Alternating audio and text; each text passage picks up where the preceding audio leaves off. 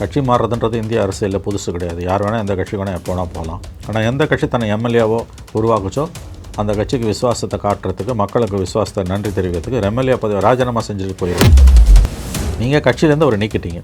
அவர் முறையாக போய் இன்னொரு கட்சியில் சேர்ந்துருக்கார். இப்போ மனோஜ் பாண்டியன் போய் சேர்ந்தார். மனோஜ் பாண்டியன் யாரை கேட்டு ரிசைன் பண்ணார்னு எடப்பாடி கேட்டாரா? மக்கள் தேர்ந்தெடுத்த செங்கோட்டையன் யாரை கேட்டு ராஜினாமா பண்ணாருன்றாரு. குறைஞ்சபட்ச நியாய உணர்ச்சி இல்லாமல் எடப்பாடி பேசுகிறார். அதிமுகலேருந்து அடிப்படை உறுப்பினர்கள் நீங்கள் நீக்கின பிறகு ராஜினாமா பண்ணுறது தான் முறையாக இருக்கும். அவர் இனி இந்த இயக்கத்தில் தொடர்வதற்கு லாய்க்கற்றவர். செங்கோட்டையன் துரோகம் பண்ணிட்டாருன்னு பேசுறது எடப்பாடியார் பேசக்கூடிய தவறான வார்த்தை. அவர் செங்கோட்டையனால் அதிமுகவுக்கு அங்கே ஒரு பாதிப்பு வருகிறது என்பதை உணர்ந்திருக்கிறார். அதனால தான் அப்படி பேசுகிறேன். கோபிச்செட்டிப்பாளையம் அப்படின்றது அதிமுகவோட கோட்டை தான். இங்கே ஒரு அதிமுக நிர்வாகி நிற்க வச்சா அடுத்த தடவை அதிமுக தான் சட்டமன்ற உறுப்பினர் வருவாங்க. இது அதிமுகவோட கோட்டை, செங்கோட்டையனோட கோட்டை என்று இல்லாத மாதிரின்றது பேசியிருக்காரு சார். இருக்கலாம். நான் அந்த பாயிண்ட்டை மறுக்க வரும்ல. மக்கள் முடிவு பண்ணுவாங்க. அதிமுகவுக்கு செல்வாக்கா, செங்கோட்டையனுக்கு செல்வாக்கா. ஒரு 10% ஓட்டை உடைக்கிறார். அங்கே மட்டும் இல்லை, சுற்று வட்டாரங்கள்லாம். அது அதிமுகவுக்கு நஷ்டம். செங்கோட்டையனுக்கு இழக்கிறதுக்கு ஒன்றும் கிடையாது. ஈரோடு மாவட்டத்திலையும் சுற்று வட்டாரத்துலையும் ஒரு 5 தொகுதி 6 தொகுதியில் அதிமுக தோக்குதுன்னா செங்கோட்டையனோட அரசியல் அனுபவம் விஜய் கட்சிக்கு பயன்பட போகிறது பாருங்கள். அதுதான் அதிமுகவோட நஷ்டம். இதை புரிஞ்சுக்கணும். இதை தாண்டி அவரை பற்றி நக்கல் பண்ணுறது, கடந்த கால கதையை பேசுகிறதுலாம் திமுக கைக்கூலிகள் செய்து கொண்டிருக்கக்கூடிய வேலை. செங்கோட்டையன் அவர்கள் தாவேக்கால ஜாயின் பண்ணதுக்கப்புறம் இந்த வாச்சாத்தி பிரச்சனையில் அன்னைக்கு வனத்துறை அமைச்சராக இருந்து இந்த பெண்களுக்கு நடந்த அநீதி எல்லாத்துக்கும் ஒத்துழைத்தவர் செங்கோட்டையன் அவர்கள் அப்படின்ற ஒன்று போர்ட்ரேட் பண்ணாங்க. வாச்சாத்திக்கும் செங்கோட்டையன் அவர்களுக்கும் சம்பந்தம் இருக்கா? வாச்சாத்தி பற்றி 90% திமுகவால் இயக்கப்படக்கூடிய கைக்கூலிகள் இதை பேசுகிறாங்க. யாருன்னு உங்களுக்கு தெரியும். யூடியூப்பில் இயங்கக்கூடிய, சமூக வலைதளங்கள் இயங்கக்கூடிய முழுக்க திமுகவால் வளர்க்கப்படுகிற ஒரு கூட்டம் இருக்குது. உங்களுக்கே நல்லா தெரியும் அவங்க யாருன்றது. இதை கோபிச்செட்டிப்பாளையத்தில் எடப்பாடி பழனிசாமி அவர்கள் தான் குறிப்பிட்டிருந்தார். அம்மா ஃபோட்டோ வச்சு இன்னும் ஏமாற்றிட்டு இருக்கிறாரு அப்படின்றத. அம்மா ஃபோட்டோவும் ஒன்றும் ராயல்ட்டி யாருக்கும் கிடையாதுல்ல. அம்மா ஃபோட்டோவோ எம்ஜிஆர் ஃபோட்டோவோ யார் ஃபோட்டோவோ யார் வேணால் ஜோபியில் வச்சுக்கலாம். எந்த கட்சியில் சேர்ந்தாரோ அந்த கட்சி அதை பற்றி கவலைப்படணும். ஆமாம், நான் நேற்று வரைக்கும் அம்மா விசுவாசிங்க, இன்றைக்கி ஒரு நாள் அது மாறிடாதீங்கன்னு வச்சுக்கிறாரு. விஜய் எது பண்ணாலும் குறை காண்பதற்கு ஒரு கூட்டம் இருக்குது. அந்த கூட்டத்தில் 99% திமுக. எங்கேயோ ஒரு இடத்துல திமுகவை விஜய் பெரிய அளவில் டிஸ்டர்ப் பண்ணிட்டு இருக்காரு. அவர் பேக்கெட்டில் ஜெயலலிதா ஃபோட்டோ வச்சுக்கிட்டா, எம்ஜிஆர் ஃபோட்டோ, மோடி ஃபோட்டோ வச்சுட்டா உனக்கு என்ன வந்தது? பிரைம் 9 தமிழ் நேயர்கள் அனைவருக்கும் வணக்கம். இன்று நமது நேர்காணல் நம்முடன் இணைந்திருப்பவர் மூத்த பத்திரிகையாளர் திரு மணி அவர்கள். சார் வணக்கம். வணக்கம் சார். தமிழக அரசியலில் அணி மாறுதல் அப்படின்றது எலெக்ஷன் நெருங்கினோன்னு ஆட்டோமேட்டிக் ஆரம்பிச்சிடும். செங்கோட்டையன் மாறுதலுக்கு அப்புறமா கோபிச்செட்டிப்பாளையத்துக்கு போன எடப்பாடி பழனிசாமி அவர்கள் செங்கோட்டையன் செய்தது துரோகம் அப்படின்றத மென்ஷன் பண்ணியிருக்காரு. என்ன அப்படின்னா, யாரை கேட்டு அவர் எம்எல்ஏ பதவியை ரிசைன் பண்ணார்? உங்கள்கிட்ட கேட்டாரா? இந்த மாதிரி துரோகம் செய்கிறது தான் செங்கோட்டையன் அப்படின்னு சொல்கிறார். இதை பற்றி உங்களோட கருத்து என்ன சார்? செங்கோட்டையன் ராஜினாமா பண்ணலன்னா எடப்பாடி என்ன பேசியிருப்பாருன்னா, கட்சியிலேருந்து அவர் நீக்கியாச்சு, நீங்கள் தான் அவர் வாக்களித்து அசம்பிளிக்கு அனுப்புனீங்க, சட்டமன்றத்துக்கு அனுப்புனீங்க, இன்றைக்கி பாருங்கள் அதை ராஜினாமா பண்ணாமல் இருக்கார். கட்சி மாறுறதுன்றது இந்திய அரசியலில் புதுசு கிடையாது. யார் வேணால் எந்த கட்சி வேணால் எப்போ வேணால் போகலாம். ஆனால் எந்த கட்சி தன்னை எம்எல்ஏவோ உருவாக்குச்சோ அந்த கட்சிக்கு விசுவாசத்தை காட்டுறதுக்கு, மக்களுக்கு விசுவாசத்தை நன்றி தெரிவிக்கிறதுக்கு எம்எல்ஏ பதவி ராஜினாமா செஞ்சுட்டு போயிருக்கணும். அவர் ராஜினாமா செய்யாமல் போயிட்டார். இதுதான் பதவி தான் அவருக்கு முக்கியம், தெரிஞ்சுக்கோங்க. இதே வாய் அப்படி தான் பேசியிருக்கோம். இப்படி தான் எடப்பாடியார் பேசியிருப்பார். நேற்று இன்னும் அப்படியே மாற்றி பேசுகிறார். நீங்கள் கட்சியிலேருந்து அவர் நீக்கிட்டீங்க. அவர் முறையாக போய் இன்னொரு கட்சியில் சேர்ந்துருக்கார். இப்போ மனோஜ் பாண்டியன் போய் சேர்ந்தார். மனோஜ் பாண்டியன் யாரை கேட்டு ரிசைன் பண்ணார்னு எடப்பாடி கேட்டாரா? இல்லை. அப்புறம் எது செங்கோட்டையனை பற்றி மட்டும் கேட்குறாரு? ஒரு பெரிய அரசியல் ரொம்ப சின்னவன்றதுலாம் ரெண்டாவதுங்க. லாஜிக் என்ன? மக்கள் தேர்ந்தெடுத்த செங்கோட்டையன் யாரை கேட்டு ராஜினாமா பண்ணாருன்றாரு. குறைஞ்சபட்ச நியாய உணர்ச்சி இல்லாமல் எடப்பாடி பேசுகிறார். அதிமுகலேருந்து அடிப்படை உறுப்பினர்கள் நீங்கள் நீக்கின பிறகு ராஜினாமா பண்ணுறது தான் முறையாக இருக்கும். அவர் ஓபிஎஸ் மாதிரி, வைத்திலிங்கம் மாதிரி கோர்ட்டில் போய் கேஸ் போடலை, நீக்கினது செல்லாதுன்னு. ஏன்னா இது பொலிட்டிக்கல் ப்ராப்ளம். இதுக்கு ஜுடிஷியல் சொல்யூஷன் கிடைக்காது. அவங்களாம் அதனால தான் நடுத்தரில் நிற்கிறாங்க. இவர் அப்படி இல்லை. ரைட்டராக ராஜினாமா பண்ணிட்டு போய் இன்னொரு கட்சியில் சேர்ந்துட்டார். முறையாக நடந்திருக்காரு செங்கோட்டையன். செங்கோட்டையன் துரோகம் பண்ணிட்டாருன்னு பேசுகிறது எடப்பாடியார் பேசக்கூடிய தவறான வார்த்தை. அவர் செங்கோட்டையனால் அதிமுகவுக்கு அங்கே ஒரு பாதிப்பு வருகிறது என்பதை உணர்ந்திருக்கிறார். அதனால தான் அப்படி பேசுகிறார். இப்போ கோபிச்செட்டிப்பாளையம் அப்படின்றது அதிமுகவோட கோட்டை தான். இங்கே ஒரு அதிமுக நிர்வாகி நிற்க வச்சா அடுத்த தடவை அதிமுக தான் சட்டமன்ற உறுப்பினர் வருவாங்க. இது அதிமுகவோட கோட்டை, செங்கோட்டையனோட கோட்டை என்று இல்லாத மாதிரின்றது பேசியிருக்காரு சார். இருக்கலாம். அது அதிமுக பெல்ட்டு தான். இருக்கலாம். நான் அந்த பாயிண்ட்டை மறுக்க வரும்ல. மக்கள் முடிவு பண்ணுவாங்க. அதிமுகவுக்கு செல்வாக்கா, செங்கோட்டையனுக்கு செல்வாக்கா. 10 முறை அங்கே 9 முறை எம்எல்ஏவாக இருந்திருக்காரு. கிட்டத்தட்ட 50 வருஷம்னா அவருக்கும் ஒரு செல்வாக்கு இருக்கும். ஆனால் அவர் செல்வாக்கை விட அதிமுகவோட செல்வாக்கு தான் பெரியது. அது அதிமுகவின் கோட்டை என்று எடப்பாடி பழனிசாமி சொல்வதை நான் முழுவதும் ஒதுக்கி தள்ள தயாராக இல்லை. அவர் பேசுவதில் உண்மை இருக்கலாம். ஆனால் ஒரு சிறிய அளவிலையாவது எடப்பாடி செங்கோட்டையன் பாதிப்பை ஏற்படுத்த மாட்டாரான்றது தான் நம்ம கேட்குற கேள்வி. ஒரு 10% ஓட்டை உடைக்கிறார், அங்கே மட்டும் இல்லை சுற்று வட்டாரங்கள்லாம். அது அதிமுக நஷ்டம். செங்கோட்டையனை இழக்கிறதுக்கு ஒன்றும் கிடையாது. செங்கோட்டையன் சைபர் ஆவார். ஆனால் செங்கோட்டையன் உடைக்கிற ஓட்டால் கோபிச்செட்டிப்பாளையத்துலேயும் ஈரோடு மாவட்டத்துலேயும் சுற்று வட்டாரத்துலேயும் ஒரு 5 தொகுதி 6 தொகுதியில் அதிமுக தோக்குதுன்னா அப்போ யாருக்கு நஷ்டம்? இதை தானே எடப்பாடி பழனிசாமி இந்த தவறு தானே 2021 அமமுகவுக்கு செஞ்சார். ஆமாம், அதே 30% தான். நிதி கொடுங்க, ரெட்டையில சிம்பல்லையே அவங்களை நிற்க வைக்கிறேன்னு அமித்ஷா சொன்னார். எவ்வளோ சொன்னார், கேட்கல. இன்றைக்கி அமமுகவால் 23 தொகுதியில் அதிமுக கூட்டணி தோற்றுருக்குது. 23 சீட்டு, அவங்க கேட்டது 10 சீட்டு. 10 சீட்டு கொடுத்துருந்தா 23 தொகுதி. திமுகவுக்கு தனி மெஜாரிட்டியாக கிடச்சிருக்காரு. அன்றைக்கும் தான் பிடிவாதத்தால் தான் திமுகவை ஜெயிக்க வச்சார் எடப்பாடி. இன்றைக்கும் அதே பிடிவாதத்தால் தான் கட்சியிலேருந்து ஒவ்வொருத்தராக வெளியில் போகும்போதும் தவறை உணர மறுத்து அவர்களை கிண்டல் செய்து கொண்டிருக்கிறார். நஷ்டம் அதிமுகவுக்கு தான். நான் திரும்ப சொல்கிறேங்க, செங்கோட்டையன் தனியாக என்ன சைபருங்க. செங்கோட்டையன் கோபிச்செட்டிப்பாளையத்திலே கூட தோற்று போகலாம், நான் மறுக்கவில்லை. ஆனால் செங்கோட்டையன் உடைக்கிற வாக்குகள் 500 ஓட்டு 1000 ஓட்டு ஒரு 6 தொகுதி 7 தொகுதியில் உடைக்கிறாரு. அது யாருக்கு நஷ்டம்? ரெண்டாவது, அவர் ஒரு வியூக வகுப்பாளர், மிகச்சிறந்த நிர்வாகி. அவர் சொல்லிக் கொடுப்பார் விஜய் கட்சிக்கு. அதன் மூலம் விஜய் கட்சியின் தவறுகள் களையப்படும். அது ஒரு பெரிய நஷ்டம், முக்கியமான நஷ்டம். அதுதான் செங்கோட்டையன் 5 தொகுதியில் உடைக்கிறாரா 6 தொகுதியில் உடைக்கிறாரான்றது கிடையாது. அதை மீறி கூட அதிமுக ஜெயிக்கலாம், நான் மறுக்கல. ஆனால் செங்கோட்டையனோட அரசியல் அனுபவம் விஜய் கட்சிக்கு பயன்பட போகிறது பாருங்கள், அதுதான் அதிமுகவோட நஷ்டம். இதை புரிஞ்சுக்கணும். இதை தாண்டி அவரை பற்றி நக்கல் பண்ணுறது, கடந்த கால கதையை பேசுகிறதுலாம் திமுக கைக்கூலிகள் செய்து கொண்டிருக்கக்கூடிய வேலை. ஓகே, ஏங்க இந்த கடந்த கால கதை அப்படின்னா வாச்சாத்தி அப்படின்ற பிரச்சனை நிறையா பேசியிருக்காங்க சார். ஆனால் செங்கோட்டையன் அவர்கள் தாவேக்கால ஜாயின் பண்ணதுக்கப்புறம் இந்த வாச்சாத்தி பிரச்சனையில் அன்னைக்கு வனத்துறை அமைச்சராக இருந்து இந்த பெண்களுக்கு நடந்த அநீதி எல்லாத்துக்கும் ஒத்துழைத்தவர் செங்கோட்டையன் அவர்கள் அப்படின்ற ஒன்று போர்ட்ரேட் பண்ணுறாங்க. வாச்சாத்திக்கும் செங்கோட்டையன் அவர்களுக்கும் சம்பந்தம் இருக்கா? இருக்கலாம், நான் மறுக்கவில்லை. ஓகே, மறுக்கவில்லை, இருக்கலாம், இருப்பதற்கு வாய்ப்புகள் அதிகம். ஆனால் நீங்கள் 33 வருஷம் பொறுத்து இந்த கதையை கிளப்புறீங்க. இதை பேசுகிறவங்க யாருன்னு பார்த்தீங்கன்னா திமுகவால் இயக்கப்படக்கூடிய கைக்கூலிகள் பெரும்பாலும். நீங்கள் பார்த்தீங்கன்னா இந்த வாச்சாத்தி பிரச்சனை, வாச்சாத்தி பற்றி 90% திமுகவால் இயக்கப்படக்கூடிய கைக்கூலிகள் இதை பேசுகிறாங்க. யாருன்னு உங்களுக்கு தெரியும். யூடியூப்பில் இயங்கக்கூடிய, சமூக வலைதளங்கள் இயங்கக்கூடிய, முழுக்க திமுகவால் வளர்க்கப்படுகிற ஒரு கூட்டம் இருக்குது. உங்களுக்கே நல்லா தெரியும் அவங்க யாருன்றது. அவங்க ஏன் இதை பேசுகிறாங்கன்னா, செங்கோட்டையன் தாவேக்கால போய் சேர்ந்தது திமுகவுக்கு கடும் கோபத்தை கிளப்பி இருக்கிறது. ஏன்னா செங்கோட்டையன் தனியாக மக்கள் செல்வாக்கு இல்லாத ஆள், அவரால் ஒரு தொகுதியில் கூட ஜெயிக்க முடியாதுன்றது உண்மையாக கூட இருக்கலாம். ஆனால் அவரோட அனுபவம் தாவேக்காவுக்கு பயன்பட போகிறது. இன்றைக்கி தாவேக்காவோட மிகப்பெரிய சிக்கல் என்ன? அனுபவம் இல்லை. நீங்கள் அது அணில் கூட்டன்றீங்க, ஜென்ஸின்றீங்க. அந்த பசங்களுக்கு விஷயம் தெரியல. நல்லவர்களாகத்தான் அவர்கள் இருக்கிறார்கள். ஆனால் அவங்க நல்லவங்க, அவங்களெல்லாம் நான் குறை சொல்லலை. ஆனால் அவங்களுக்கு அனுபவம் இல்லை. அந்த இடத்துல அனுபவசாலி ஒருத்தர் அவங்கள வழி நடத்தணும். அந்த வெற்றிடத்தை செங்கோட்டையன் எட்டு நிரப்புறாரு. அது திமுகவுக்கு வைத்தறிச்சில் கலப்புது, கோபத்தை உண்டாக்குது. அதனால் திமுகவால் இயக்கப்படுகிற அந்த ஒரு கூட்டம் மாதந்தோறும் திமுகவிடமிருந்து அவர்கள் எவ்வளோ வாங்குகிறார்கள், அவர்களுடைய வீடியோஸும் அவங்களுடைய ட்வீட்ஸும் அவங்களுடைய இணையதள கட்டுரைகள் எல்லாம் பார்த்தீங்கனாலே உங்களுக்கு தெரியும். அவங்கெல்லாம் யாருன்னு நமக்கு நல்லா தெரியும். திமுகவோட ப்ராக்சிஸ், ரொம்ப டீசெண்டாக சொல்லணும். அவங்க தான் இதை ரொம்ப அதிகமாக பேசுகிறாங்க. அவங்களோட கோபம் என்னென்னா, கடைசி நேரத்தில் தாவேக்காக போகிறது எப்படியா தடுத்து திமுக பக்கம் போயிடணும்னு பார்த்தாங்க. செங்கோட்டையனோட காரு பனையூருக்கு போகாமல் அண்ணா அறிவாலயம் போயிருந்தோன்னா இன்றைக்கி ஒருத்தவங்க கூட இதை பேசியிருக்க மாட்டான். ஸோ 90% வாச்சாத்தியை பற்றி கலப்பி பேசுகிறது, அவரோட கடந்த காலத்தை பேசுகிறது முழுக்க 90% திமுகவால் வளர்க்கப்படுகிற அந்த ஒரு கூட்டம், பெருங்கூட்டம். அது எதுக்கு வேலை செய்யுது அப்படின்றது நமக்கு எல்லாமே தெரியும். ரெண்டாவது ஒரு 10% கீழே நான் சொல்லுவேன். 95% 99% நான் சொல்லுவேங்க, திமுகவால் வளர்க்கப்படுகிற அந்த ஒரு கூட்டம் தான் எதிரிகளை, திமுகவுக்கு பிடிக்காதவர்களை பாய்ந்து பிராண்டி கடித்து கொதிரி கொண்டு இருக்கக்கூடிய அந்த ஒரு கூட்டம். அவர்கள் தான் இதை செய்து கொண்டிருக்கிறார்கள். 1% சிபிஎம் தோழர்கள். சிபிஎம் தோழர்கள் அவங்க சொல்கிறது உண்மையாக கூட இருக்கலாம், நான் மறுக்கலாம். ஆனால் ஒன்று யோசிச்சு பாருங்கள். இந்த வாச்சாத்தி சம்பவம் நடந்தது 93, 94. அதுக்கு பிறகு 4 தேர்தல்களில் அதிமுகவோட சிபிஎம் கூட்டணியில் இருந்தது. 99 மக்களவைத் தேர்தல், 2001 சட்டமன்ற தேர்தல், 2009 மக்களவைத் தேர்தல், 2001 சட்டமன்ற தேர்தல். 4 தேர்தல்களில் 2 மக்களவைத் தேர்தல்கள், 2 சட்டமன்ற தேர்தல், 2 நாடாளுமன்ற தேர்தல், 2 சட்டமன்ற தேர்தல்களில் வாச்சாத்திக்கு பிறகு அதிமுகவோடு கூட்டணியில் இருந்த கட்சி சிபிஎம். சிபிஎம்மில் இருக்கக்கூடிய ஒரு எம்எல்ஏ, அந்த மலைவாழ் மக்களுடைய பிரதிநிதியாக இருந்தவர் டில்லி பாபு என்பவர், நல்ல மனிதர். நான் அவரை குறைச்சி மதிப்பில்லை. தனிப்பட்ட முறையில் எனக்கு அவர் மேலே ரொம்ப மரியாதை உண்டு. அவங்களுடைய தியாகம் அளப்பரியது. நான் அதிலெல்லாம் எனக்கு எந்த சந்தேகமும் இல்லை. ஆனால் சார் இப்போ அவங்கெல்லாம் ஏன் இதை பேசுகிறாங்க? டில்லி பாபு எம்எல்ஏ ஆனது அதிமுகவால்.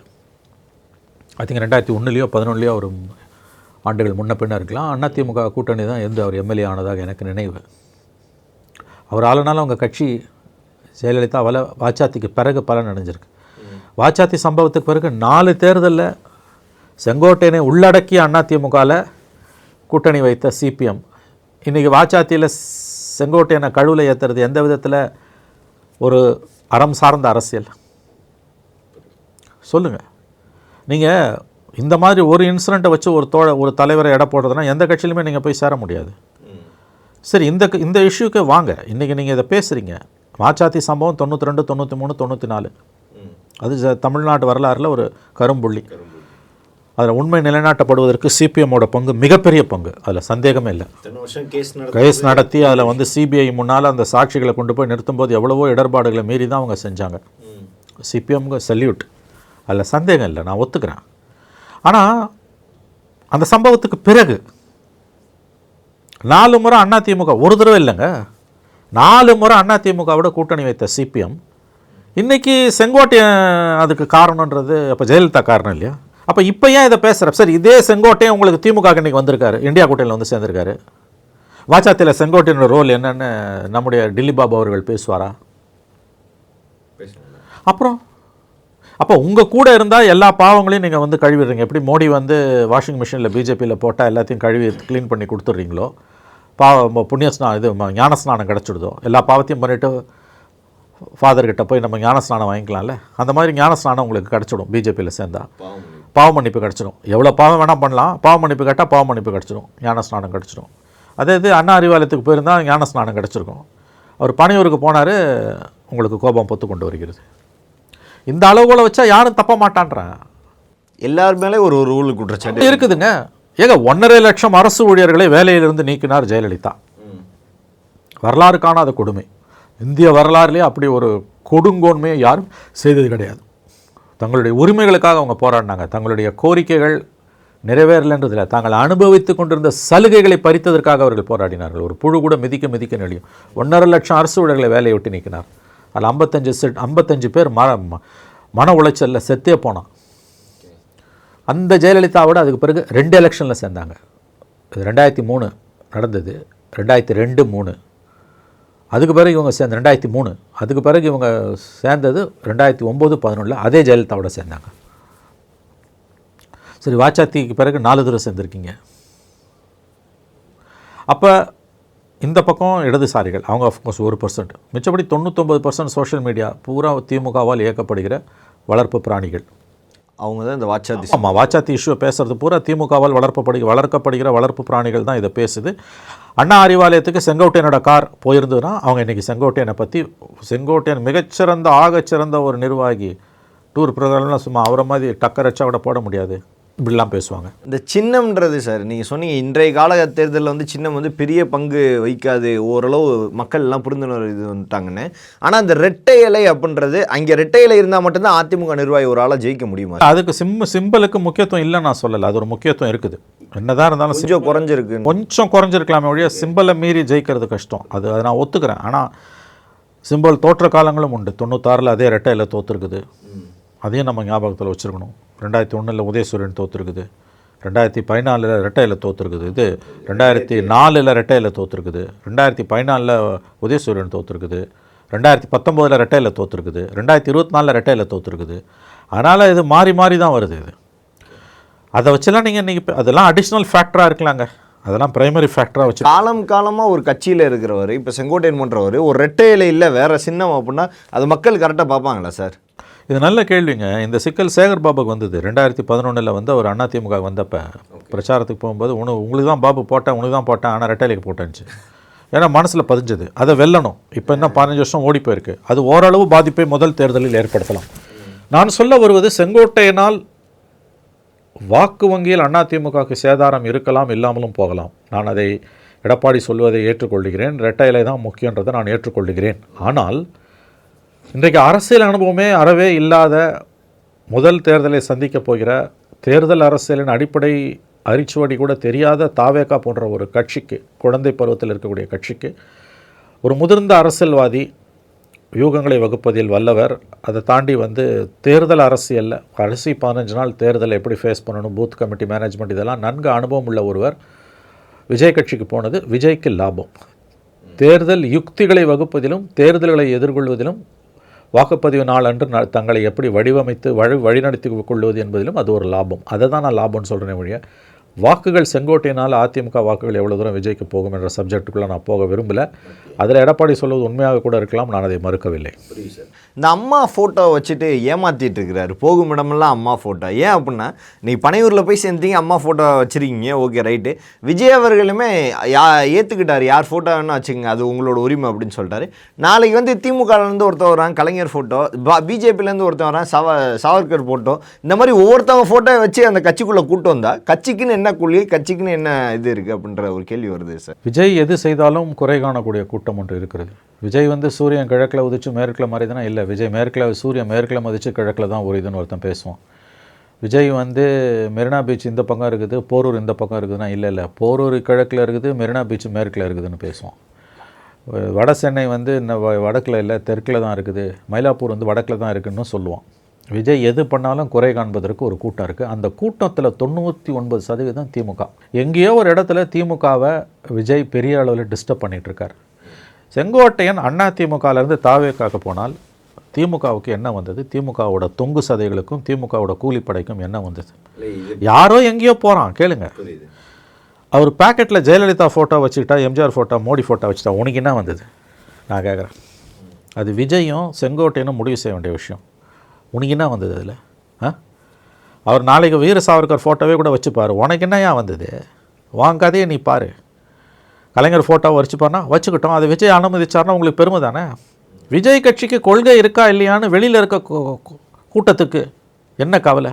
விஜயோட அரசியலை பற்றி நீ பேசு. விஜய் மக்கள்கிட்ட அவர் இப்போ கரூர் மாதிரி இன்சிடெண்ட்டில் அவர் ஏன் ஓடி ஒளிஞ்சாருன்னு பேசு, ஏன் வெளிப்படையாக மன்னிப்பு கேட்கலன்னு பேசு, ஏன் போய் சம்பவ இடத்துக்கு போகலன்னு பேசு, துப்புரவு தொழிலாளர்கள் வர வச்சு பேசுகிறார், இவர் ஏன் ஸ்பாட்டுக்கு போகலன்னு பேசு, வெள்ளத்தில் மக்கள் பாதிக்கப்பட்டாங்கன்னா ஸ்பாட்டுக்கு போக மாட்டேன்றாரு, வீட்டில் உட்காந்து அதெல்லாம் பேசு. நீ அவர் கட்சியில் யாரை சேர்த்துக்கிறான், சேர்த்துக்கல, அவன் ஃபோட்டோவில் நெஞ்சில் எதை வச்சுக்கிறான், வேறு எங்கே எதை வச்சுக்கிறான்ற பற்றிலாம் உனக்கு என்ன ஏன் கவலை? எது பண்ணாலும் உனக்கு, ஏன்னா உன்னோட ப்ராப்ளம் என்னென்னா விஜய் எது பண்ணாலும் திமுகக்குள்ளே பெரும்பாலானவர்களுக்கு ஒரு பெரிய கோபமும் இறைச்சலும் வருகிறது. ஏன்னா அவங்க ஓட்டை அவர் உடைக்கிறார், சின்ன அளவுலையாவது உடைக்கிறார். அந்த கோபத்தை அந்த பொறாமையாக அவங்களால தாங்க முடியல. தத்துவ சித்தாந்த ரீதியாக கொள்கை ரீதியாக விஜயை திட்டு. செங்கோட்டையன் அவர் பாக்கெட்டில் ஜெயலலிதா ஃபோட்டோ வச்சுருந்தா உனிக்கின்னா, எம்ஜிஆர் ஃபோட்டோ வச்சுருந்தா உனிக்கின்னா, இல்லை நாளைக்கு எவனோ வீர சாவர்கர் ஃபோட்டோ வச்சுட்டு மோடி ஃபோட்டோ வச்சுட்டு உனிக்கினா வந்தது. அது விஜயும் செங்கோட்டையனும் கவலைப்பட வேண்டிய விஷயம். உன் பிரச்சனையை பற்றி நீ பேசு. நான் கேட்குறேன், 99 பிஜேபி மாநில துணைத் தலைவராக இருந்தவர் டாக்டர் மைத்ரேயன், படித்தவர், பண்பாளர், கேன்சர் ஸ்பெஷலிஸ்ட். அவர் ஏன் பிஜேபியிலேருந்து ராஜினாமா பண்ணார்? திமுக பிஜேபி கூட்டணி வருது 99. ஜெயலலிதா ஆதரவை வாபஸ் வாங்குறாங்க, திமுக போய் பிஜேபியை சப்போர்ட் பண்ணுது. பரம்பரை இந்து எதிரியான திமுகவோட பிஜேபி எப்படி கூட்டணி சேரலான்னு ராஜினாமா பண்ணிவிட்டு அதிமுகவில் போய் 3 டேர்ம் எம்பியாக இருந்தவர். அவரை கொண்டு நீங்கள் அதிமுகவில் சேர்க்குறீங்க. அவர் பக்கா ஆர்எஸ்எஸ். அவரே சொல்லியிருக்காரு, நான் ஆர்எஸ்எஸ்ன்றவர். அவர் தன்னை ஆர்எஸ்எஸ்ன்னு சொல்லிக்கொள்ளக்கூடியவர். அவரை கொண்டு நீ கட்சியில் சேர்த்து கல்வியாளர் அணின்னு ஒன்று சேர்க்குற. இன்றைக்கி செங்கோட்டையனை பற்றி நீட்டி முழக்கிறீங்கல்ல, இதில் ஒரு 10% மைத்ரேயனை பற்றி பேசுங்களேன். அப்போ உங்கள் பிரச்சனை ஒருத்தன் எப்படி இருக்கான்றது இல்லை, அவன் உங்ககிட்ட இருந்தானா நீ பேச மாட்டேன். விஜய் கட்சியில் செங்கோட்டையன் சேர்றாரு, எக்கடோ கட்டு போகிறாரு. மைத்ரேயன் மாதிரியான ஒரு ஆளுமையை, நான் பர்சனலாக அவர் மேலே எனக்கு எந்த குறையும் இல்லை, நல்ல நண்பர் தான் எனக்கு. திமுகவோட கோணத்துலேருந்து திமுகவை ஆதரிக்கக்கூடிய அந்த கூலி பட்டாளத்தின் கோணத்துலேருந்து நான் கேட்குறேன், உங்கள் ஆங்கிளில் பேசுங்க. மைத்ரேயன் என்பவர் ஆர்எஸ்எஸ் பிரமுகர். நேற்றுக்கு வரைக்கும் ஜெயலலிதா ஃபோட்டோவை பேக்கெட்டில் வச்சுருந்தவர் 25 வருஷமாக. அதுக்கு முன்னால் அவர் ஆர்எஸ்எஸ். ஜெயலலிதா விட ஆபத்தானது ஆர்எஸ்எஸ். அந்த செங்கோட்டையன், அந்த மைத்ரேயனை கொண்டு நீ உள்ளே சேர்க்குற. இப்போ மைத்ரேயனையே திமுகவில் சேர்த்து கொண்ட பிறகு திமுகவின் கூலிப்படைக்கு செங்கோட்டையனோ XOIஸோடோ விஜய் கட்சிக்கு போனால் என்ன, அல்லது வேறு யார் கட்சிக்கு போனாலும் இவர்களுக்கு என்ன வந்தது? கண்ணாடி வீட்டுக்குள்ளே ஏன் கல்லடிக்கிறீங்கன்ற. செங்கோட்டையனை விட மைத்ரேயன் ஆபத்தானவர் இல்லையா? சித்தாந்த ரீதியாக ஆபத்தானவர். இந்த சித்தாந்த ரீதியாக ஆபத்தான ஒரு மைத்ரேயனை கட்சியில் சேர்த்து பொறுப்பு கொடுக்குறீங்க. அப்போ யார் வந்தாலும் நீங்கள் சேர்த்துப்பீங்க. கடைசி கட்டத்தில் நீங்கள் செங்கோட்டையன் வந்து தாவேக்காக போயிடாமல் திமுக வரத்துக்கு நீங்கள் என்னெல்லாம் முயற்சி பண்ணீங்க, யார் அவரை பார்த்து பேசினா, இந்த விஷயம்லாம் எல்லாருக்கும் தெரியும்ல. அப்போ அந்த கார் வந்து பனையூருக்கு போகாமல் அதுக்கு 15 கிலோமீட்டர் முன்னால் அறிவாலயத்து பக்கம் உள்ளே திரும்பிதுன்னா இந்நேரம் நீங்கள் பேசியிருக்கவே மாட்டீங்க. இது என்ன அரசியல்? இது பொறாமையில் வைத்தறிச்சலில் பேசக்கூடிய அரசியல். இதை வந்து கோபிச்செட்டிப்பாளையத்தில் நேற்று எடப்பாடி பழனிசாமி அவர்கள் தான் குறிப்பிட்டிருந்தார். அம்மா ஃபோட்டோ வச்சு இன்னும் ஏமாற்றிட்டு இருக்கிறாரு அப்படின்றத. அம்மா ஃபோட்டோவும் ஒன்றும் ராயல்ட்டி யாருக்கும் கிடையாதுல்ல. அம்மா ஃபோட்டோவோ எம்ஜிஆர் ஃபோட்டோவோ யார் ஃபோட்டோவோ யார் வேணால் ஜோபியில் வச்சுக்கலாம். எந்த கட்சியில் சேர்ந்தாரோ அந்த கட்சி அதை பற்றி கவலைப்படணும். ஆமாம், நான் நேற்று வரைக்கும் அம்மா விசுவாசிங்க, இன்றைக்கி ஒரு நாள் அது மாறிடாதீங்கன்னு வச்சுக்கிறாரு. தானே காலப்போக்கில் அதுவே மாறலாம். அவரே அந்த படத்தை எடுத்துகிட்டு விஜய் ஃபோட்டோ வச்சுக்கலாம். ஃபோட்டோ யார் வேணால் வச்சுக்கலாங்க. யாரும் எந்த ஃபோட்டோவுக்கும் சொந்தம் கொண்டாட முடியாது. தலைவர்கள் அவங்களாம். ஜெயலலிதான்றவங்க அதிமுக மட்டும்தான் தலைவரா? அவங்க தமிழ்நாட்டோட தலைவர். தமிழ்நாட்டின் முன்னாள் மறைந்த முதலமைச்சர் பதவியில் இருக்கும்போது அவங்க இறந்து போகிறாங்க. அதிமுக பிடிக்கல, நான் ஜெயலலிதாவை ஜோபியில் வச்சுக்கிறேன் ஃபோட்டோவை. பரம எதிரியான திமுகவுக்கு போய் நான் வச்சேன்னா தான் தப்பு. நான் போய் விஜய் கட்சிகளை வச்சுக்கிறேன். ஏன் விஜய் கட்சியிலேருந்து அடுத்த நாள் போய் அண்ணா சமாதி, எம்ஜிஆர் சமாதி, ஜெயலலிதா சமாதியில் அருண்ராஜ்லாம் அஞ்சலி செலுத்துனாங்களே, அதுக்கு என்ன சொல்கிறீங்க? வேணான்னுவீங்களா? இல்லை சொல்லுங்கள், அது வேணான்னுவீங்களா?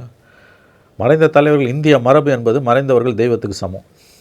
அவங்கள இழுத்து நீ வந்து அவலமாகவும் பேசக்கூடாது, பக்க சார்பும் வைக்கக்கூடாது. பேசுனா பாசிட்டிவாக பேசணும், இல்லை பேசக்கூடாது.